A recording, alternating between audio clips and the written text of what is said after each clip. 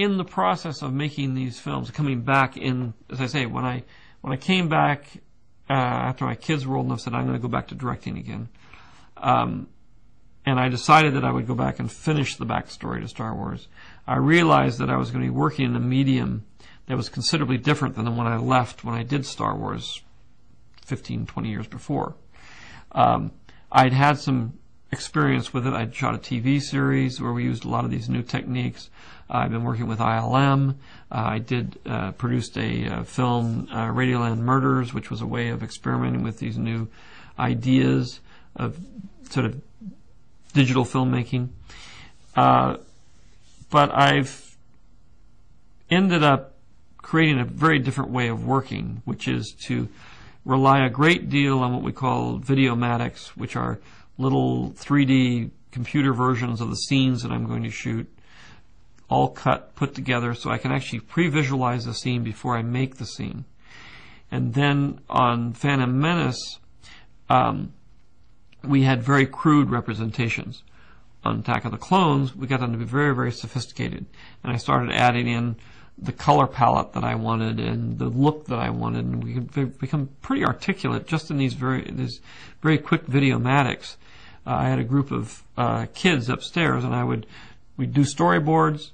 I would say, this is a storyboard I want, but I want it in action. I want it to be like this. I want it to be like that. And they would go up and work on it. They'd bring it down, and we'd work together until we got it just the way I wanted it. So now working at ILM, I turn over a reasonably finished shot to them. It's sort of 60% finished. And say, that's what I want. And if there's anything that I don't want, I say, well, take this little thing out here, move this around. And so a lot of the initial work is already finished. So then I turn it over to them. They start working on it. They show me a preliminary of what their version of it's going to be, which usually is very close to what we've already developed. And then I go through really every, Tuesdays and Thursdays of every week, every morning I go through with them, review shots in progress as they're doing them, approve animation, approve backgrounds, approve all kinds of things every week until we get to the final shot. And then they show me the shot on the big screen. I look at it, I either approve it and it works, or I say we got to make these changes and do this stuff, and then they go back and bring it back. But it's a much more sophisticated than it was when I first started, because you had to use storyboards.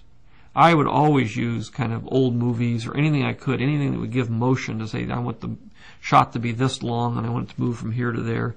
And then here's the storyboard about what the ship should look like. But I could never get it all together in one piece. It was a lot of different examples of things to try to say, put this all together and make a shot out of it. And then the chances of it coming out right were not as great as they are now. Now it's an ongoing approval process of all the bits and pieces that goes along.